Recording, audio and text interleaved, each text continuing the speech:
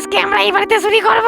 কালা ভালো করে মাথায় ঢুকিয়ে নে, এই বাড়িতে শুধু একটা বুড়ো আর একটা বুড়ি আছে। কি বলছিস ভাই? তাহলে তো চুরিটা খুব সহজে হয়ে যাবে।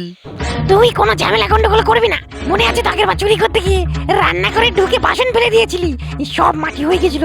ওরা পুলিশ ডাকেছিল না বলে তাই বেঁচে গেছি। ও এখন শব্দ সামার হয়ে গেল ধলা। আর তুই যে ফ্রিজের পিছনে লুকিয়েছিলি, তোর গায়ের রঙে তো সাদা, শালা অন্ধকারে যে কেউ ধরে ফেলতে পারে। আরে ভাই কি করছিস ভাই? আরে বাড়া আস্তে কথা বল। রাত করে তোমার জাগাই দিলাম, ওই মানে একটু সাপন দেশে পায়খানায় যাবো। নাও কথা শোন, তুমি পায়খানা যাবো তো পায়খানা যাও, আমার টাকা কি করতি? এই রাত্রিবেলা কি তোমার প্রত্যেকদিন পায়খানা যাবে? আর বাথরুমে কি বাঘ না ভালো কাছে? ভুল করে না তুলে ফেলেছি। এবার তুমি সব কালকে টিকে আর ডাকবো না নে। ভাই দিঘাই শিগগিরি দেখেছে রে, এই ফ্রিজে খাসির মাংস খাবি নাকি? ও তারা একটা কাজ হবে না, যেখানেই যা শুধু খাওয়া আর খাওয়া। তোকে বললাম ভালো ভালো ঘটি বাটিগুলো আছে নাকি দেখ। ভাই ভুল হয়ে গেছে ভাই, আর হবে না। বাড়ি থেকে বেরোনোর সময় কিছু খাইনি তো। নাও আবার শুরু হয়ে গেল, এখানে কিছু পাওয়া যাবে না। লিভিং রুমে চলে কি?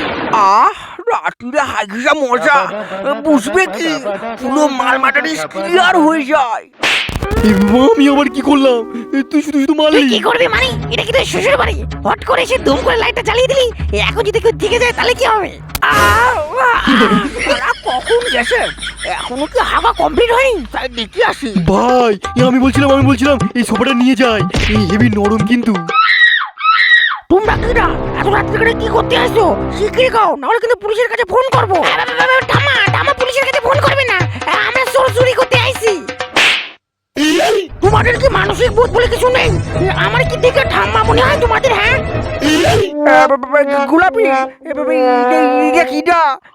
কি করতে আইছে? আগে দাদু আমরা চুরি করতে আইছি।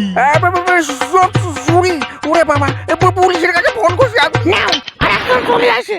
আরে পুলিশের কাছে ফোন করতে হবে না, তুমি ওখানে বসো দেখি। ভগবান, বাড়িতে চোর ঢুকেছে, বুড়ি আমার বসতে বলছে।